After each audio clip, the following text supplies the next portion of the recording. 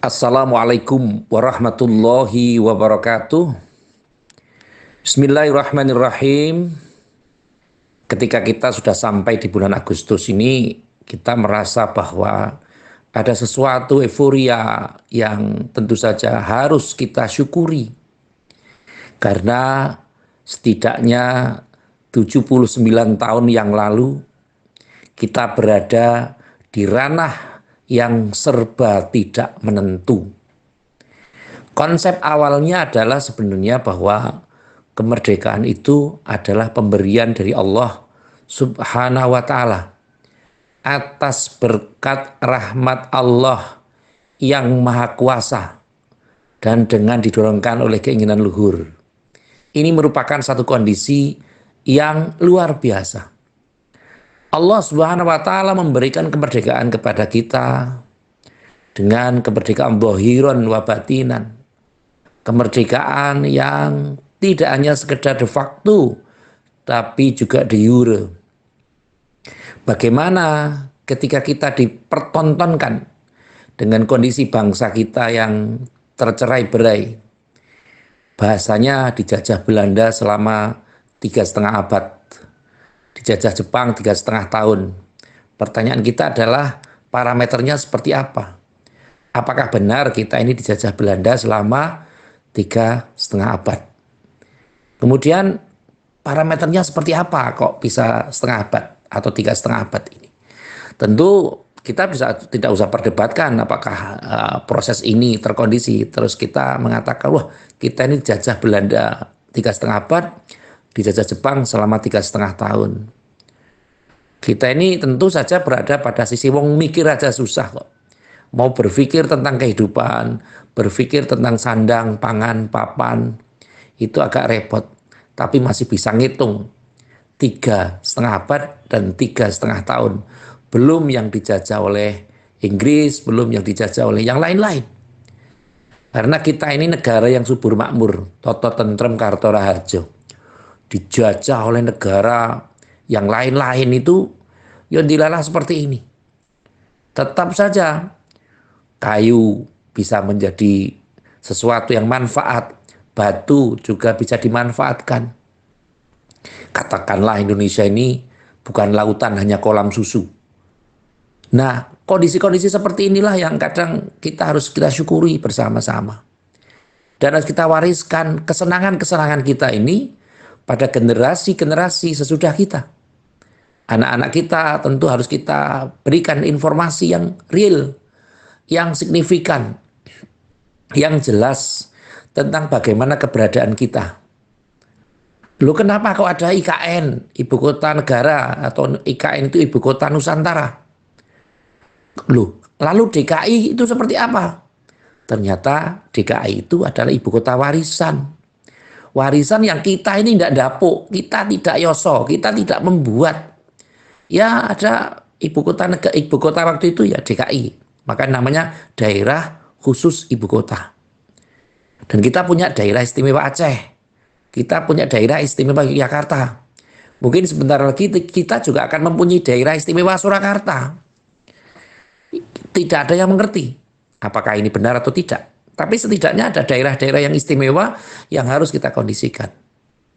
Dan harus kita pahami sama-sama bahwa masing-masing punya sejarah. Jadi kalau saat ini kita di bulan Agustus ini mempersiapkan segala sesuatunya. Bagaimana mensyukuri kemerdekaan. Yang konon kabarnya sudah 79 tahun kita merdeka. Dengan konsep-konsep berpikir yang merdeka, tentu saja kita harus juga melatih anak-anak kita untuk menciptakan suasana yang benar-benar merdeka. Dari perasaan-perasaan yang susah, dari perasaan-perasaan yang kritis, dari perasaan-perasaan konon, perasaan itu adalah rasional. Kalau misalnya kita urunan, kita memberikan kontribusi terhadap perayaan kemerdekaan, ya tentu saja ini sebagai rasa syukur kita. Karena nun sewu kalau segala sesuatunya itu harus dicari payung hukumnya, itu akan merepotkan diri kita. Kita ingin bangun masjid, bangun tempat ibadah. Kita mengatakan pokoknya monggo yang mempunyai dana yang banyak, silahkan menyumbang yang banyak. Yang golongan-golongan yang mempunyai kondisi yang lebih mempunyai penghasilan yang cukup, maka dikondisikan untuk nyumbang yang besar. Itu saya pikir wajar saja. Jangan sampai nun sewu, kemampuan kita manuk emprit atau burung emprit itu kita nyumbangnya sebesar entok atau bebek atau bahkan kambing. Ya kan repot, rekoso, susah. Maka dalam hal ini mari kita upayakan, kita ikhtiarkan bagaimana mengelaborasi, bagaimana mengkomunikasikan, bagaimana supaya anak-anak kita juga bisa menikmati kemerdekaan. Zaman dulu mungkin ada lomba makan kerupuk, yaitu apakah seperti itu rasional? Ya sesungguhnya ya karena untuk senang-senang saja tidak apa-apa. Tidak usah dikaitkan, wah kalau makan gumong kerupuk satu kok ya, makan kok banter-banteran dan seterusnya. Maka kita harus berpikir bahwa memang anak-anak ini perlu mendapatkan space, mendapatkan kesempatan untuk bisa riang, bisa senang pikirannya, bisa mendapatkan informasi yang konkret dan paham. Oh, ini bulan kemerdekaan. Oh, kalau tanggal 14 Agustus ini berarti hari Pramuka. Kita betul-betul harus tahu, oh Pramuka itu Praja Muda Karana. Kita harus tahu Bapak Pramuka Indonesia siapa. Tidak hanya pendiri Pramuka saja. Tidak hanya Lord Baden-Powell, tapi bagaimana kita mensikapi ternyata bangsa kita adalah bangsa pejuang. Bangsa kita ini adalah bangsa yang mempunyai etos kerja yang luar biasa. Dalam kapasitas-kapasitas tertentu, anak kita tentu harus ditunjukkan bahwa mereka harus mempersembahkan yang terbaik. Maka tentu saja kalau kita ingat, kita akan bangga ketika anak-anak kita ini diundang oleh Pak Camat atau Pak Bupati atau bahkan Gubernur atau Presiden untuk ikut misalnya Paskibraka atau Paskibra. Pengukuhannya saja sudah luar biasa. Kita harus bangga. Oh, alhamdulillah anak saya ditunjuk oleh Pak Gubernur untuk ikut Paskibra. Atau bahkan yang lebih eksidentil bahwa mereka diminta untuk negara untuk ikut upacara di Istana Negara. Ini sangat luar biasa. Intinya adalah bahwa anak kita juga harus merasakan dong namanya kemampuan-kemampuan yang eligible tentang kepribadiannya. Mereka ikut PBB, berlatih terus-menerus. Dan jangan sampai nun sewu, orang tuanya melemahkan kondisi. Berkompetisi untuk meraih prestasi di saat-saat ini sangat dibutuhkan. Karena apa? Untuk menguatkan kemampuan fikir dan kemampuan mental. Ketika anak suka berkompetisi, ketika anak rajin untuk meraih prestasi sesuai dengan ranah masing-masing, tentu saja ini juga menimbulkan semangat. Dan orang tua tentu harus tutwuri andayani, memberikan dukungan secara maksimal dan jangan mencoba untuk menggerus kemerdekaan anak kita dengan tata cara yang tidak produktif. Kalau kita bersekolah misalnya harus mengeluarkan dana besar, apalagi nun sewu kalau orang sudah kuliah itu ada namanya UKT, uang kuliah tunggal. Mereka orang tua tidak semuanya kaya, mungkin mereka harus berhutang, mungkin harus menyekolahkan BPKB, menyekolahkan sertifikat. Ya tentu pahamlah panjenengan dengan bahasa saya menyekolahkan itu. Tapi setidaknya anak kita tidak merasa bahwa mereka adalah golongan-golongan yang minoritas, tidak golongan andap, tidak merasa golongan yang bisa diremehkan oleh siapapun. Mereka punya kepribadian yang luar biasa dan harus kita dukung secara baik. Proporsional dan profesional memang harus dikondisikan, terutama saat ini. Kalau kita berada di ranah merdeka, coba kita bayangkan, andai kita saat ini belum merdeka, andai kita saat ini masih dijajah oleh keinginan-keinginan kita, dijajah oleh negara lain barangkali, mungkin kemerdekaan kita yang muslim atau yang beragama lain, mau sholat saja susah, mau beribadah saja susah. mau bersedekah saja susah. Ketika kita berada di ranah kemerdekaan, maka kita bebas mengekspresikan sesuatu. Mungkin ada yang masyarakat biasa menyumbang untuk kegiatan-kegiatan, ada yang menyumbang 5 juta, ada yang menyumbang 10 juta, ada yang mungkin menyumbang semaunya, semampunya, dan sebisanya, tanpa paksaan. Inilah yang tentu saja harus kita pupuk sedemikian. Dan nun sewu, belum kita tidak usah ribut-ribut tentang dalil. Karena itu adalah urusan-urusan yang kaitannya dengan euforia, urusan-urusan memeriahkan, urusan-urusan mangayu bagio kemerdekaan Republik Indonesia. Ini yang tentu saja menjadi polemik kita sama-sama. Bahwa kita harus berada di ranah-ranah di mana kita harus memposisikan kapan kita menjadi seorang yang harus berhati negarawan. Meskipun kita bukan pejabat, meskipun kita bukan orang-orang yang punya status sosial yang mungkin sangat berkondisi akan hal itu. Mungkin kita bukan penentu kebijakan, tapi dengan adanya hati yang lapang, legowo terhadap sesuatunya, kita bisa memeriahkan dengan cara-cara kita sendiri, tentu akan baik. Kalau kita lihat di media, tentu ada yang mengatakan gapuro termahal atau bendera terpanjang. Ini juga membuktikan bahwa masing-masing masyarakat ini punya kreativitas.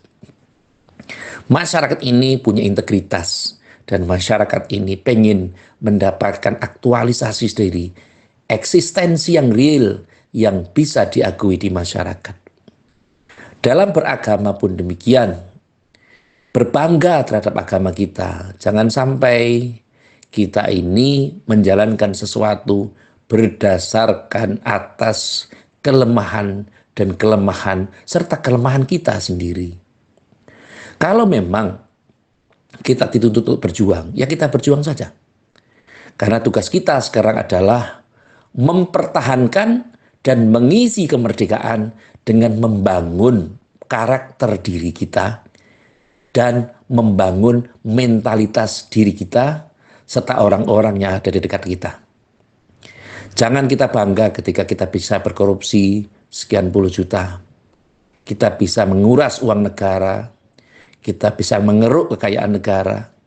Kita bisa memanfaatkan kekayaan negara tanpa kita bisa mempertanggungjawabkannya. Karena apa? Setiap kita adalah pemimpin dan setiap pemimpin pasti akan dimintakan pertanggungjawaban oleh Allah Subhanahu wa Ta'ala. Dalam konsep ini, mari kita semangati anak kita. Mari kita semangati diri kita sendiri. Jangan sampai usia kemerdekaan kita yang sudah lama ini, kita tergerus dalam pola-pola di mana kita bergantung pada akar lapuk. Masing-masing kita menggantungkan pada kondisi.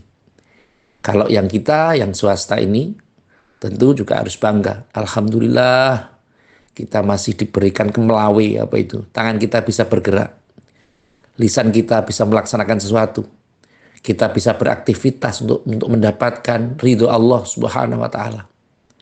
Karena akan sangat naif kiranya ketika kita hanya berjalan satu tindak, berbicara satu kalimat, kita akan mendapatkan sesuatu yang lebih. Kita berada pada ranah naik dalam mobil atau kendaraan takdirnya Allah Subhanahu wa Ta'ala.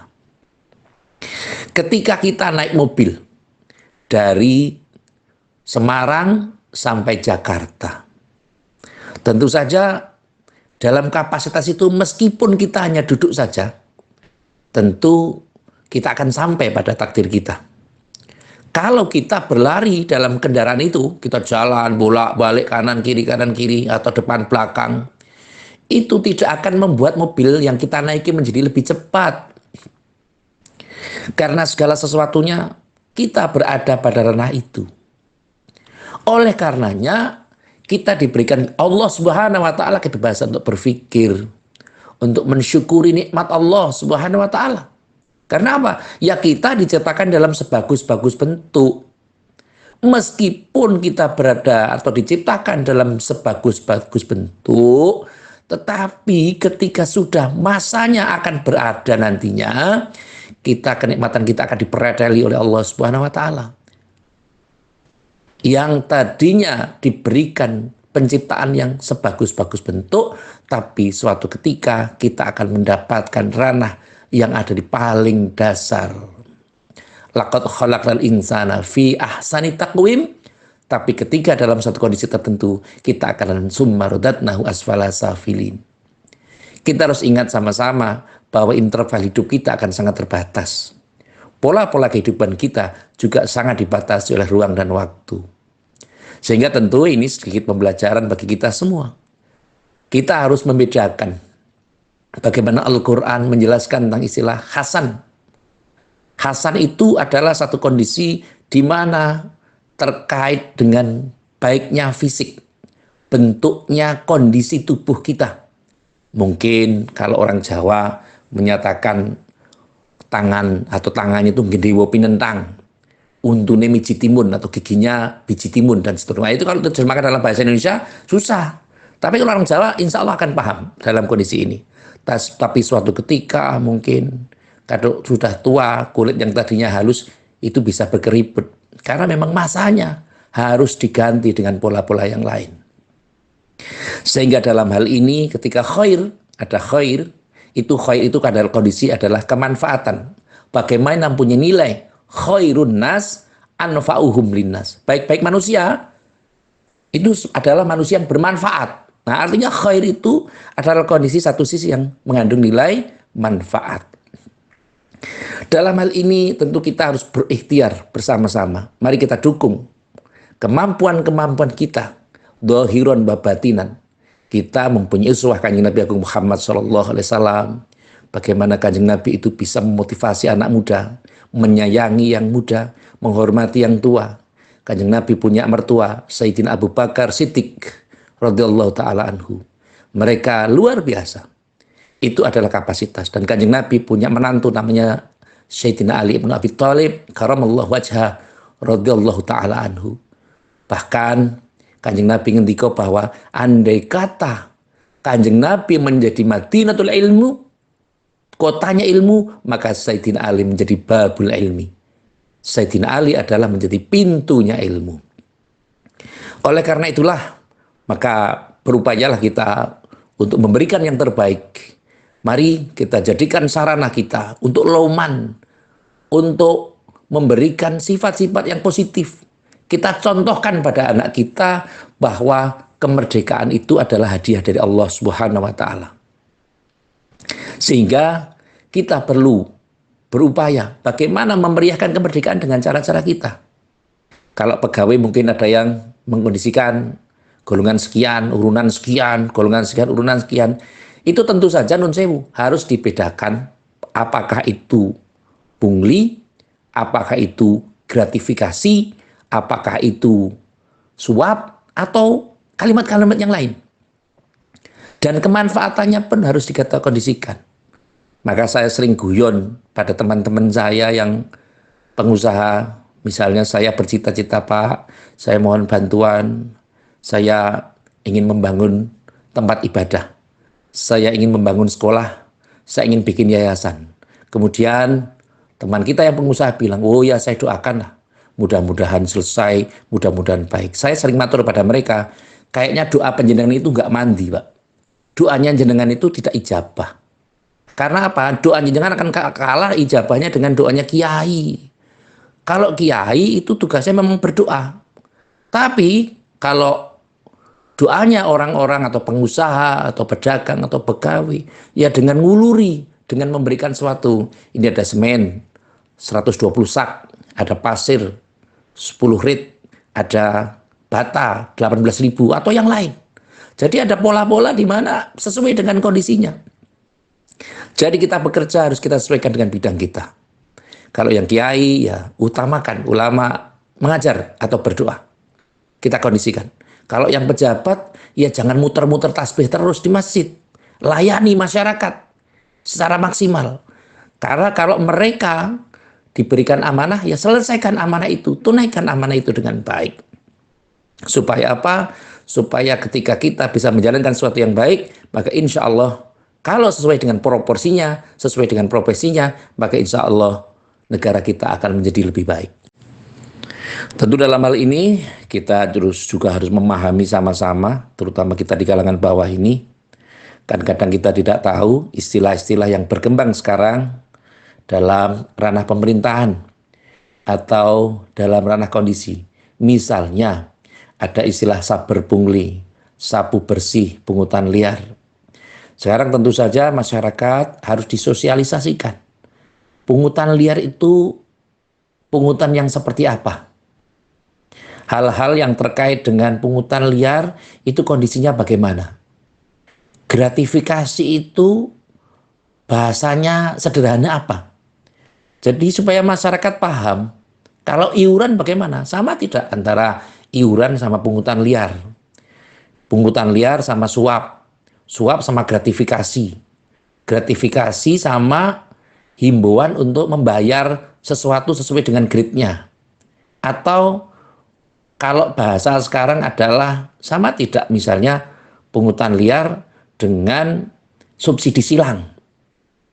Nah kalau misalnya masyarakat sudah memahami itu, insya Allah nanti segala sesuatu yang bisa bergerak dengan baik, akan bisa berjalan dengan baik. Kalau masyarakat belum atau mendapatkan informasi sesuai dengan ranah yang benar, tentu akan repot. Tapi sebagai masyarakat yang beragama, kami menyarankan bagaimana supaya kita bisa memberikan yang terbaik pada anak-anak kita, pada cucu kita, dan memberikan contoh. Karena satu contoh itu lebih efektif daripada 1000 nasihat.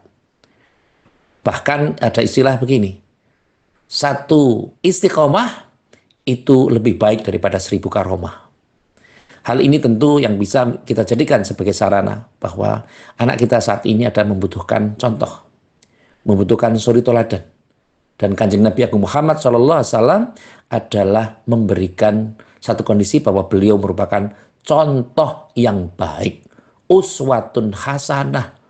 Tidak hanya sekadar mau'idoh hasanah, tapi uswatun hasanah. Mudah-mudahan yang sedikit ini bisa memberikan gambaran kepada semua pihak. Dan tentu saja mari kita berupaya untuk berlatih-latihan untuk menjadi orang yang memberikan sesuatu, bukan menerima sesuatu. Menjadi orang yang membayar zakat, bukan orang yang menerima zakat.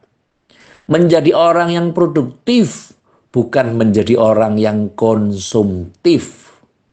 Menjadi orang yang bisa memotivasi dan menginisiasi, bukan menjadi orang yang suka menebar friksi dan menebar imajinasi. Ini adalah hal-hal yang penting yang perlu kita lakukan. Mungkin sesuatu yang saya sampaikan ini jauh panggang dari api. Tidak sesuai dengan hati panjenengan, tidak sesuai dengan perasaan panjenengan. Tapi setidaknya kita sebagai bangsa tentu harus menjadi penggerak dan tidak hanya penggertak. Kita harus tahu, mengerti tentang kondisi situasi.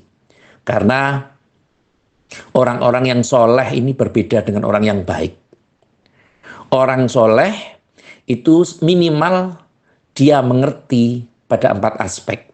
Pertama, keserasian antara kondisi dan situasinya. Bahwa secara bahasa tentu saja orang harus mempunyai pengertian tentang situasi, tentang kondisi, tentang posisi, dan bagaimana dia bisa menempatkan pada ranah-ranah tertentu. Penggabungan-penggabungan aspek ini, ketika kita jadikan sebagai sarana, insya Allah, maka kita tidak hanya sekedar soleh secara sosial, tapi juga soleh secara spiritual. Soleh itu artinya kepantasan. Kepantasan dengan siapa? Ya kepantasan kita dengan Allah Subhanahu wa Ta'ala. Tentu parameternya adalah illal ladzina amanu wa amilus solihat. Orang yang beriman dan beramal soleh. Dan yang terakhir, seperti biasa, mari kita saling mendoakan. Apabila saat ini kita sedang terundung permasalahan yang besar, mungkin kita belum punya pekerjaan, mungkin kehidupan kita masih susah, mungkin ekonominya kita masih ngap-ngapan, maka mohon tolong pada lingkungan sekitar kita untuk memperhatikan masih ada loh teman-teman kita yang susah. Masih ada loh teman-teman kita yang mungkin ingin cari makan saja, ingin cari minum saja agak susah. Cari penghasilan aja susah. Bagi yang mempunyai penghasilan tetap, tentu harus menjaga stabilitas itu dan saling membantu. Luangkan 2,5% untuk itu. Luangkan sedikit harta panjenengan untuk meringankan saudara-saudara kita. Andai kata kita punya permasalahan, maka tentu semoga Allah Subhanahu wa taala menyelesaikan. Kanjeng Nabi ngendika, "Dawu mardokum bisodaqah."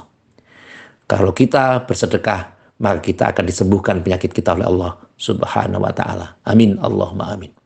Terima kasih kepada semua pihak yang telah membantu terselenggaranya acara ini. Semoga acara ini bisa bermanfaat. Sekali lagi terima kasih atas segala perhatian dan mohon maaf atas segala kekurangan. Saya akhiri, wallahul muwafiq ila aqwamit thoriq.